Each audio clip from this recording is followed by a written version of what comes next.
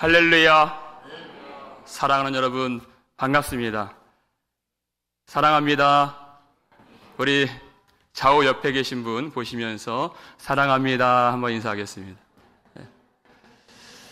우리 이렇게 한번 또 인사했으면 좋겠습니다. 당신은 영광스러운 인생입니다. 2023년 첫 금요 예배 가운데 영광스러운 인생으로 새 출발하게 하시는 하나님의 은혜가 풍성하게 나타나는 이 밤이 되기를 주의 이름으로 축원합니다. 오늘 제목이 영광스러운 인생입니다. 우리가 성탄 감사 예배, 그리고 또 지난주에는 특별 신명기 말씀, 그래서 우리 3주 만에 다시 사도행전 이제 25장 말씀을 가지고 제가 단위에 섰습니다. 유대인들이 바울을 벨릭스 총독에게 고소를 했습니다. 근데 그 총독이 아무런 바울에게 혐의점이 없는 것을 알았지만 놓아주질 않고 무려 2년이나 바울을 구류에 처하게 만들었습니다. 왜냐하면 유대인들의 심기를 건드리지 않기 위해서 그렇게 한 것이죠. 그런데 바울은 낙심하지 않습니다. 오히려 자기를 그렇게 이유 없이 2년이나 가둔 그 벨릭스를 위해서 예수의 도를 전했다고 그랬어요. 그는 낙심한 것이 아니죠. 그는 이 모든 결정과 주권이 사람에게 있는 것이 아니라 하나님께 있다는 것을 믿은 것입니다. 주님의 말씀을 그가 선명하게 들었기 때문에 내가 나에 대하여 로마에서도 증언하여야 하리라 그랬어요. 근데 그 하나님의 모든 계획의 시간표는 내게 있는 것이 아니라 하나님께 있는 것이기 때문에 그것이 더딜지라도 반드시 이루어질 줄을 믿고 이 안에서 만날 수 있는 친구를 만나는 것은 허락해 줬어요. 그래서 교회를 돌보고 또 특별히 총독 벨릭스를 위해서 복음을 전하는 시간을 보낸 것입니다. 이것이 그 모든 상황 속에서 하나님 앞에 믿음으로 사는 영광스러운 인생이 취하는 믿음의 태도인 것입니다. 하나님께 맡긴 것입니다. 그리고 그렇게 사람들 눈치 보던 벨릭스가 그가 퇴출이 되죠. 그리고 새로운 총독 베스토가 부임을 하게 돼요. 여러분, 새로운 총독 입장에서 가장 신경이 쓰이는 도시가 어디였을까요? 거기가 바로 예루살렘입니다. 지금 총독의 관저는 가이사랴에 있는데 1절 보니까 예루살렘으로 올라가서 이렇게 되어 있어요. 3일 만에 부임하자마자예요. 왜냐하면 그 전임 총독 벨릭스가 퇴임하게 된 것도 유대인들과 이방인들이 서로 갈등하고 충돌이 일어났는데 이 사태를 진압하기 위하여서 이 총독이 군대를 출동시켰어요. 그래서 많은 피를 흘리게 만든 그 책임을 묻느라고 그가 퇴임하게 된 것입니다.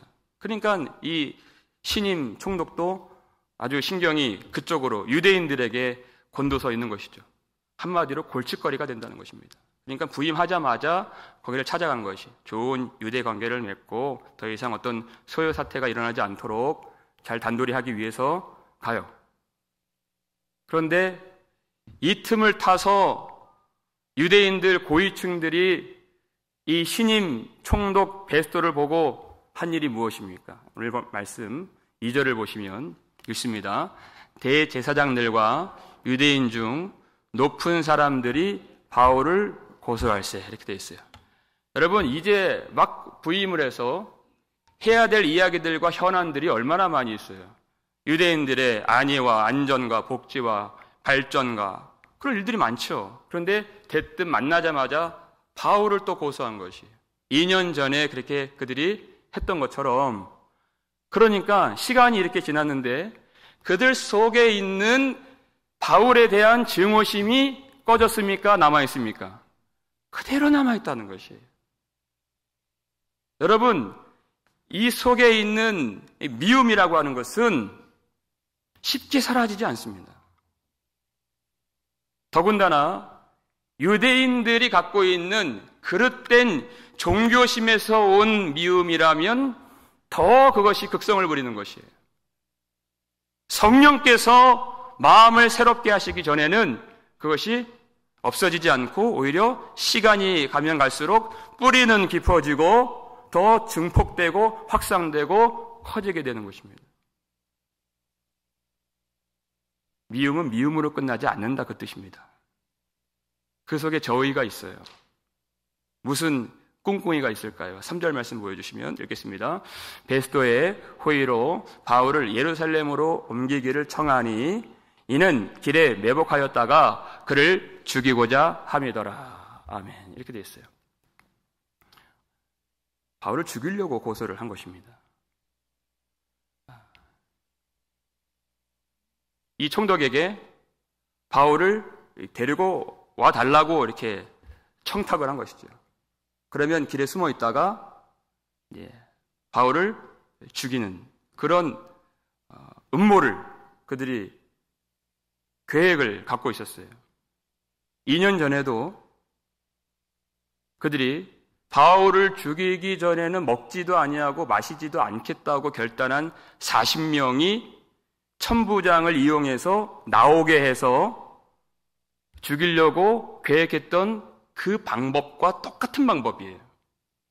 그러니까 시간이 이렇게 지났는데 그들 속에 있는 미움과 이 살의가 전혀 해소가 되지 않고 오히려 더 증폭이 되었다는 것입니다. 예전에는 그저 40명이 그렇게 결단을 했어요. 근데 지금 그렇게 청하고 이 음모를 꾸민 사람들은 유대 최고위층 산헤드린 공회예요. 그러니까 이 일이 더 커진 것입니다. 바울은 더 큰 위험에 빠지게 된 것이에요.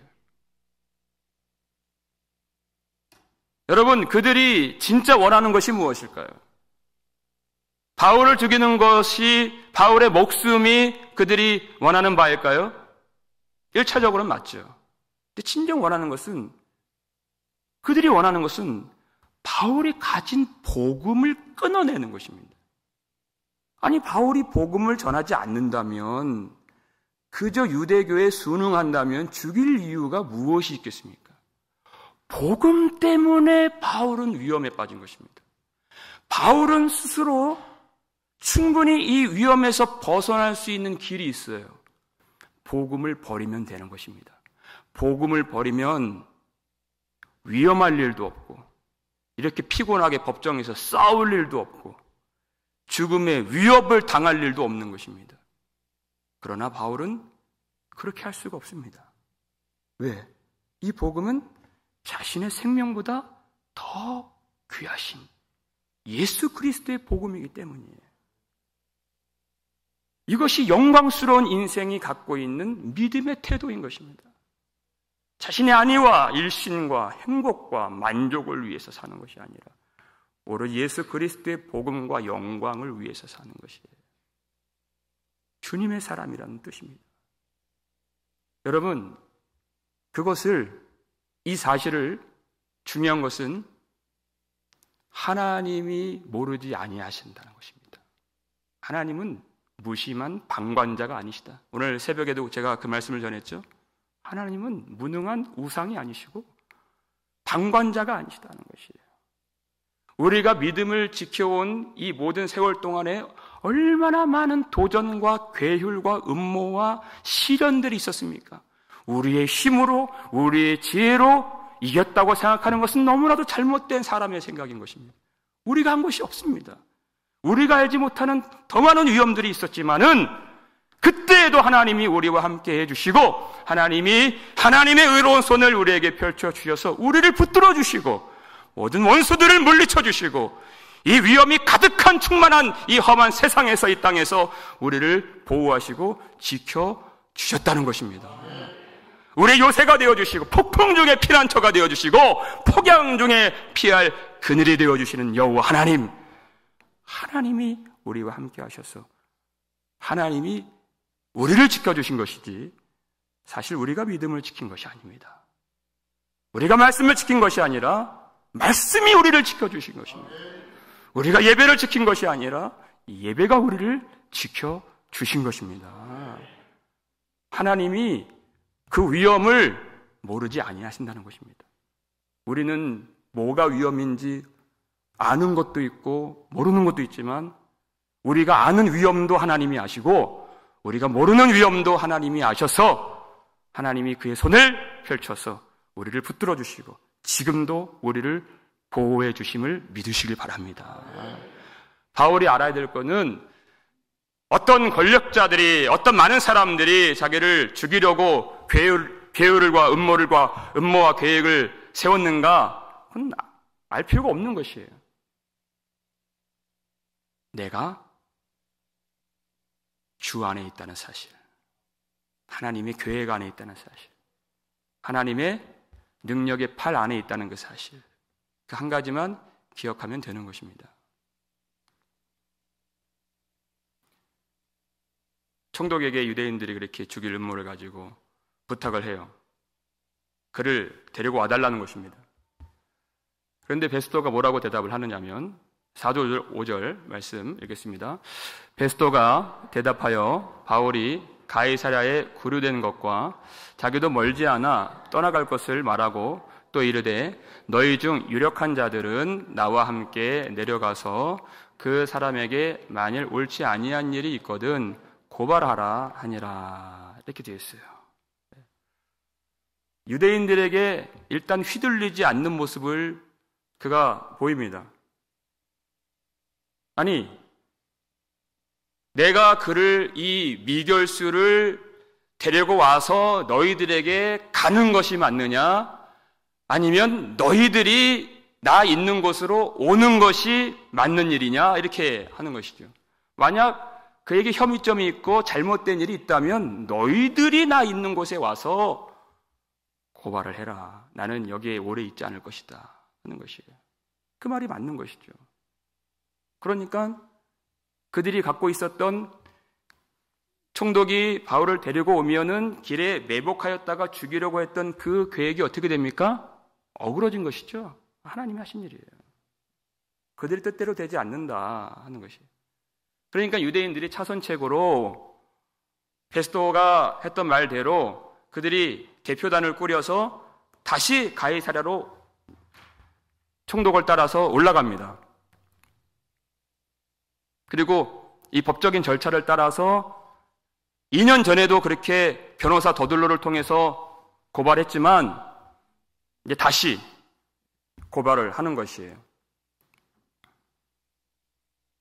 그 내용이 7절 말씀입니다. 읽겠습니다. 그가 나오매 예루살렘에서 내려온 유대인들이 둘러서서 여러 가지 중대한 사건으로 고발하되 능히 증거를 대지 못한지라. 이렇게 되어 있어요. 그들이 하는 그 고소 내용은 익히 누가가 여러 번 말했던 성전을 더럽혔다. 나사렛 이단의 괴수로서 유대인들을 소욕해 한다. 그래서 온 이 로마 땅을 어지럽게 한다. 그것이었어요. 그런데 그 증거를 댔습니까? 못 댔습니까? 증거를 대지 못한지라 이렇게 되어 있어요. 여러분, 성경 기자 누가가 그들의 이 고발건에 대해서 증거를 찾지 못했다는 이것을 사실 무엇과 연결시키길 원하는가? 마태복음 26장 59절을 보시면 읽겠습니다. 대제사장들과 온 공회가 예수를 죽이려고 그를 칠 거짓 증거를 찾음에 거짓 증인이 많이 왔으나 얻지 못하더니 이것과 연결시키는 것이에요. 자, 바울이 자기 홀로 외롭게 이 법정 싸움을 몇 년째 이어가면서 고난을 당하고 있습니다. 억울한 일을 당하고 있습니다. 그런데 자기 연민에 빠지면 그것이 나 혼자 당하는 고난인 것처럼 보여지지만 여러분 이 말씀을 보면 절대 그렇지가 않다는 것이에요. 그것은 이미 우리의 구주이신 예수님께서 먼저 가신 길이었고 주님께서 가신 그 길을 영광스러운 인생인 바울이 따라가는 형국이 된다고 성경이 우리에게 증언을 해주는 것입니다. 그러니까 예수님과 우리와 함께하는 그 증거가 무엇이냐? 이 말씀을 섣불리 알고 아니면 잘 알지 못하는 사람들은 많은 사람들이 확인할 수 있는 세상적 성공이나 물질의 부유함이나 여러 가지 나의 소원에 대한 그런 응답에 대해서 하나님이 허락해 주실 때 예수님이 나와 함께 하시는구나 라고 여겨지는 대목이라고 대번 쉽게 그렇게 연결짓지만은 성경은 그렇게 말하고 있지 않는 것이에요. 우리와 예수님과 함께하는 그 증거가 무엇인가? 이 외로운 법정 싸움을 억울하게 홀로 몇 년째 지금 답답함 가운데에서 고통스럽게 감당하고 있는 이 길에 서 있는 것이 우리를 위해서 사람의 법정에서 사형 선고를 받으시고 십자가에서 죽으신 예수 그리스도 안에 있고 주님과 동행하고 있다고 하는 역설적인 증거가 되는 것입니다. 바울이 갈라디아서 6장 마지막 대목을 보니까 내 몸에 나는 예수의 흔적을 지니고 있노라 하는 것이에요. 예수의 복음 때문에, 예수의 영광 때문에, 예수의 주님이 주신 사명 때문에 몸에 상처받고 터지고 찢기고 했던 그 흔적들이 내가 이제까지 주님과 함께 해온, 지금도 살아계신 주님과 함께 하고 있다고 하는 증거입니다 라고 말하는 것이. 그러니까 많은 사람들이 갖고 있는 통념과 너무나도 다른 것이죠. 과연 우리에게는 이러한 예수의 흔적, 고통의 상처, 찢긴 가슴, 복음을 위하여 흘린 눈물이 있는가? 그것이 우리가 예수 그리스도의 사람이라고 하는 영광스러운 인생이라고 하는 증거가 되는 것입니다. 예수님과 우리와 연합이 되어 있는, 주님과 우리가 동행하고 있다고 하는 분명한 증거예요. 복음 때문에 상처가 있느냐? 예수 때문에 고난을 받았느냐? 인생을 쉽게 가려고 하지 아니하고 오직 하나님의 영광을 위하여 그 길을 걸어갈 때 흘린 눈물이 있느냐? 그 눈물이 있을 때 생명수 샘에서 그 모든 눈물을 씻겨주신다고 했습니다. 그것이 하나님의 약속이에요.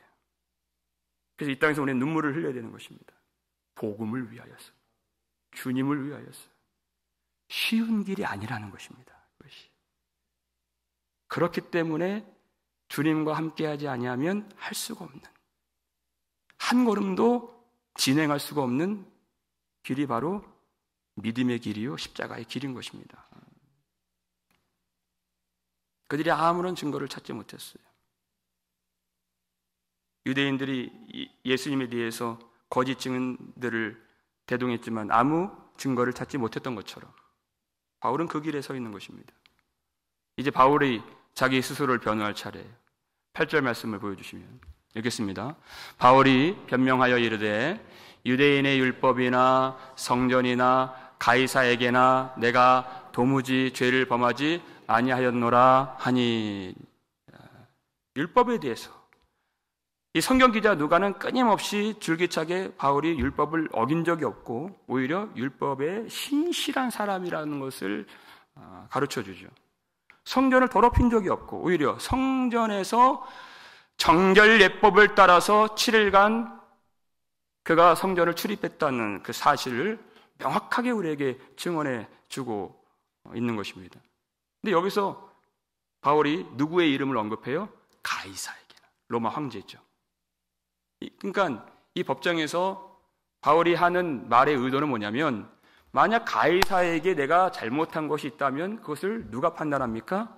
당신들이 상관할 것이 아니고 당신들이 판단할 그런 자격이 있는 것이 아니고 가이사에 대해서 잘못한 것이 있으면 난 가이사에게 판단을 받는 것입니다. 가이사 앞에 서겠다는 것이. 그것이 주님의 뜻이었기 때문에 그렇게 증언을 하는 것입니다.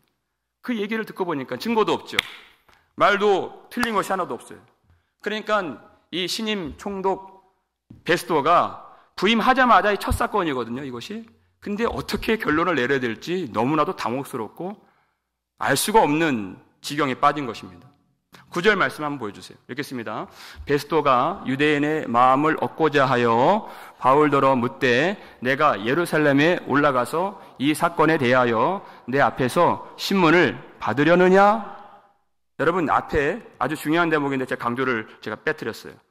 베스토가 무엇을 얻고자 하여서?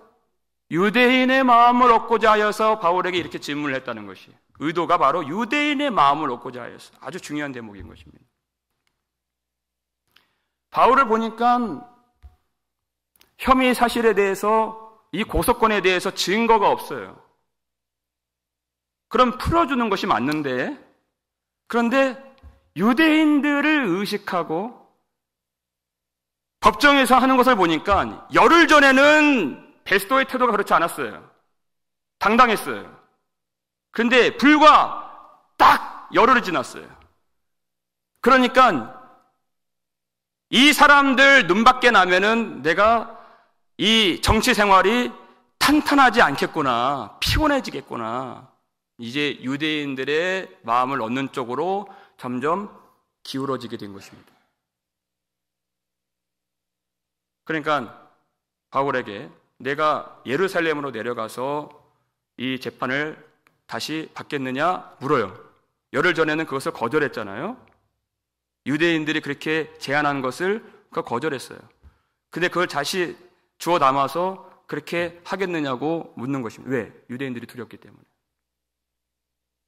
만약 이 사건의 현장이었던 성전 근처에서 증인도 더 많이 있을 수 있고 증거도 더 많이 체득할 수도 있고 사건의 실마리를 풀을 수 있는 여지가 더 많아서 공정한 재판을 위하여서 그렇게 제안을 했다고 한다면야, 그럼 말이 되겠지만, 만약 공정한 재판을 위하여서 그렇게 제안을 했다면 종교적인 문제에 대해서는 그렇게 나중에 한다 하더라도 이 로마의 정치적인 사안에 대해서는 자기가 매듭을 지어주고 가든지 말든지 하는 것이 맞는 것이에요.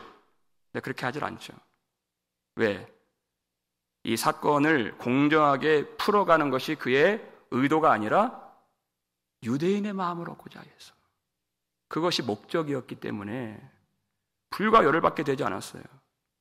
근데 힘없고 심지어 죄도 없는 바울의 입장에서 재판을 정의롭게 공의롭게 하려고 하지 않고 벌써 사람이 두렵고 자기 자리를 지키려고 하는 그 일에만 마음이 몰두가 된 것입니다. 그랬더니 바울이 뭐라고 말을 합니까? 10절 말씀 읽겠습니다. 바울이 이르되 내가 가이사의 재판 자리 앞에 섰으니 마땅히 거기서 신문을 받을 것이라. 당신도 잘 아시는 바와 같이 내가 유대인들에게 불의를 행한 일이 없나이다. 이렇게 바울이 항변을 하는 것입니다. 내가 가이사의 재판 자리 앞에 섰으니, 이렇게 되어 있어요. 지금 이 일은 유대인들에게 휘둘려서 될 일이 아니라 나는 가이사의 재판 앞에 서 있는 것입니다. 그리고 유대 총독이라고 하는 그 직분은 바로 가이사의 대리자로서, 가이사의 종으로서 이 책임 있는 재판을 해야 되는 것이지, 유대인들 눈치 보고 유대인들 마음을 얻으려고 하는 것은 공정한 일이 될 수가 없습니다. 라고 지금 이 베스토를 깨우쳐주고 있는 것이에요. 당신이 지금 갖고 있는 소임이 무엇이고 감당해야 될 책임이 무엇입니까? 라고 묻는 것이죠. 바울은 로마 시민권을 갖고 있는 사람입니다. 그래서 지방 재판에서 그것이 불법적으로 불리하게 진행이 된다면 시민권자는 가이사 황제 앞에서 상소할 수 있는 권한이 있었어요. 그래서 이 사안을 가이사에게 가져가겠습니다. 이렇게 한 것입니다.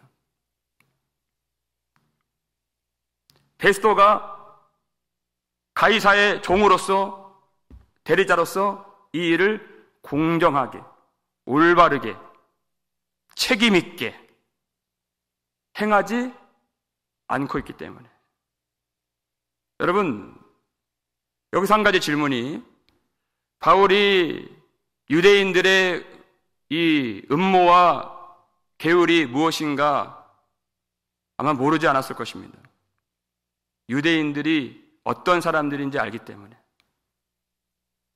그렇다고 해서 바울이 자기 목숨을 지키려고 죽지 않는 길을 택하기 위하여서 이 말을 했을까요? 그렇지 않습니다. 가이사랴에서도 공정하게 재판하지 못했는데 이 원수들이 그득한 그 소굴에서 어떻게 온전한 재판을 기대할 수가 있겠습니까? 그럼에도 불구하고 바울은 자기 목숨을 지키려고 이렇게 총독에게 항변을 했던 것이 아니었습니다. 11절 말씀을 보시면 읽겠습니다. 만일 내가 불의를 행하여 무슨 죽을 죄가 지었으면 죽기를 사양하지 아니할 것이나 만일 이 사람들이 나를 고발하는 것이 다 사실이 아니면 아무도 나를 그들에게 내줄 수 없나이다. 내가 가이사께 상소하노라 한데. 이렇게 되어 있습니다. 만약 죽을 죄를 지었으면 죽기를 사양하지 아니할 것이나 그랬어요. 율법으로나 아니면 성전으로나 아니면 로마 법으로나 그가 잘못한 것이 있으면 죽겠습니다. 그 각오가 되어 있어요. 이미 성령께서 그의 앞길에 어떤 고난이 있을까 다 알려주셨습니다. 그것이 두려운 것이 아니에요. 그러나 로마에 가야 할 한 가지 이유, 분명한 이유, 그것은 로마에서도 증언하여야 하리라. 주님의 명령이고 주님의 뜻이 거기에 있었기 때문에 거기에서도 주의 복음을 영광스럽게 전해야 되는 하나님의 소원이 바울 속에 심어져 있기 때문에 지금 여기에서 베스도의 유대인 마음을 얻기 위한 그런 불의한 제물로 그가 희생될 수는 없는 노릇인 것입니다. 하나님이 맡겨주신 사명이 그에게는 있었기 때문입니다. 바울은 하나님의 종이에요. 하나님의 명령대로, 하나님의 뜻 안에서, 하나님의 영광을 위하여서 그렇게 자신을 하나님께 드린 하나님의 종인 것입니다. 여러분, 베스토는 누구의 종입니까? 가이사의 종이죠. 가이사의 명령대로 로마의 법을 따라서 가이사의 대리자로서 책임 있게 직무를 수행해야 되는 가이사의 종이에요. 그러나 불과 열흘도 되지 않아서 사람들이 두려워서, 세상이 두려워서 그는 자기 주인이 누구인지, 자기의 길이 무엇이고 자신의 책임이 무엇인가 까맣게 잊고 있었습니다. 불과 열흘 만에. 여러분, 우리는 어떻습니까? 우리의 주인은 누구십니까? 하나님이십니다. 여러분, 주인을 알지 못하고 주인의 명령을 알지 못하고 주인이 주신 사명을 알지 못하는 자들은 어떤 것을 가지고 누린다 할지라도 그 사람은 너무나도 초라하고 불쌍한 사람이 아닐 수가 없는 것이에요. 역대 총독들을 보세요. 빌라도, 벨릭스, 베스도, 큰 권위를 갖고 부를 소유하고 높은 자리에 앉아 있지만 결국 사람들이 두려워서 사람의 소리를 이기지 못하여서 그들은 자기의 책임을 온전하게 수행하지 못하는 불쌍한 사람들이 되었습니다. 물론 하나님 아버지의 영광을 보지 못하는 것이 가장 불쌍한 일이지만 이 땅에서도 자기의 직임과 소임을 감당하지 못하는 불쌍한 사람들. 여러분, 영광스러운 인생이란 무엇입니까? 우리 주인을 아는 것이에요. 우리 주인께서 불러주신 사명이 무엇이고 그 사명을 위하여서 걸어가는 길이 무엇인가? 그것을 아는 사람들이 영광스러운 인생인 것입니다. 하나님이 우리에게 주신 인생의 그 레일을 따라서, 길을 따라서 좌로나 우로나 치우치지 아니하고 하나님이 공급해 주시는 능력과 은혜와 힘을 의지하여서 날마다 하루하루 주님의 은혜 속에서 주님의 길을 걸어가는 사람들, 그것이 영광스러운 하나님의 백성인 것을 기억하시기 바랍니다. 우리가 그 길 위에 서 있는가? 여러분, 바울이 자기 신변 때문에 로마로 가려고 했을까요? 지금 로마 황제는 악명 높기로 유명한 네로입니다. 네로가 무슨 호의를 베풀어서 바울에게 좋은 것을 베풀어 주겠습니까? 그럴 사람이 아닙니다. 얼마나 많은 그리스도인들이 로마의 그 네로의 치하 가운데에서 순교를 당했습니까? 자기가 잘 되려고, 안전하려고, 자기의 어떤 명분을 위해서 자신의 안전과 자신의 일신을 위하여서 그렇게 한 것이 아니에요. 하나님의 뜻을 이루기 위해서, 그 땅에서도 주의 복음을 전하기 위하여서 어떤 시련과 위험과 어려움이 있다 할지라도 총독보다 높은 황제보다 높으신 만왕의 왕이신 예수 그리스도의 종으로서 마땅히 가야 할 사명자의 길을 걷기 위하여서 그는 주님의 뜻을 따라 주님의 길을 걷기로 결단을 한 것입니다. 그 영광스러운 인생이다. 여러분, 우리의 운명을 누가 지고 계십니까? 우리 아버지 하나님, 주 예수 그리스도이십니다.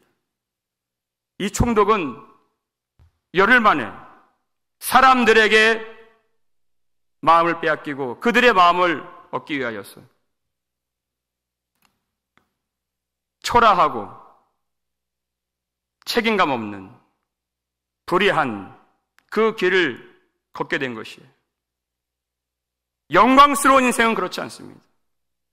우리의 모든 운명과 우리의 육신과 영혼과 우리의 모든 것이 아버지의 손 안에 있다는 것을 믿기 때문에 주님이 우리에게 명령하신 그 길을 어떤 상황에서도 믿음으로 감내하고 인내하며 그 길을 걸어가는 사람들, 그것이 주님이 택하시고 불러주시고 영원한 승리를 내려주실 영광스러운 성도인 것을 믿으시길 바랍니다. 여러분, 이 믿음의 길을 걸어갈 때, 이 사명의 길을 걸어갈 때 정말 많은 어려움과 시련들이 오게 될 것입니다. 바울은 아무 죄 없이 2년이나 이 감옥 속에서 언제 풀릴지도 모르죠? 갇혀 있었고 2년이 지나면 그 죽이려고 하는 마음이 사라질까? 아니요, 더 커졌어요. 더 심각하게 큰 살기등등한 유대인들의 음모가 있었습니다. 그것이 우리 앞에 놓여 있는 주님의 길을 걸어가고 복음을, 믿음을, 사명을 버리지 않는 자들 앞에 놓여 있는 인생인 것입니다. 그러나 하나님은 그 모든 일들을 하나님의 뜻 이루시는 도구로 삼으신다는 것이에요. 유대인들이 그런 살기를 가지고 다시 바울을 고발했던 이 일이 결국 어떻게 풀려지게 됩니까? 그들의 계획들이 이루어지는 것이 아니라 하나님의 뜻대로 바울이 로마로 갈 수 있는 그 문을 열어제치는 계기가 되었다는 것이에요. 12절 말씀 보여주세요. 읽겠습니다. 베스도가 배석자들과 상의하고 이르되 내가 가이사에게 상소하였으니 가이사에게 갈 것이라 하니라. 아멘. 이렇게 되어 있어요. 여러분, 세상이 아무리 교회를 핍박을 하고 성도들을 괴롭게 한다 할지라도 여러분, 하나님은 오히려 그 일을 통하여서 하나님의 일을 이루시는 하나님이십니다. 마치 하만이 유대인 모르드게를 미워하여 죽이려고 그 나무를 세웠을 때 결국 그 일이 뒤집어져서 자기가 그 나무에 달려 죽게 된 것처럼 세상은 자기 꾀에 넘어가게 되는 것이에요. 반드시 그들의 계획대로 이루어지지 아니하고 하나님이 그 위험한 일을 통하여 성도의 그 위기를 통하여 교회를 더욱더 정결하게 하시고 믿음의 백성들을 모이게 하시고 그 성도의 믿음을 더욱더 진실하고 성숙하도록 만들어 가시는 하나님이십니다. 그래서 우리는 위험한 일을 만날 때 그것을 위험이라고 말하면 안 돼요. 이것을 통하여서 하나님이 어떻게 역사하실까? 우리는 그 기대와 소망으로 마음이 충만하게 채워져야 되는 것입니다. 모든 것을 바꾸신 하나님. 우리에게 누가 은혜를 주십니까? 세상 법정에서 사형 선고를 받으시고 우리 대신 심판을 받으신 예수 그리스도께서 오늘 그 믿음의 진실한 마음을 가지고 주님의 은혜를 구하는 모든 주의 백성들에게 이 은혜를 내려주시는 줄 믿으시기 바랍니다. 여러분, 우리를 누가 도와주십니까? 바울을 보세요. 법이 있지만, 재판장이 있지만, 제도가 있지만, 법과 제도와 나라가 통치자들이 지켜주는 것 아닙니다.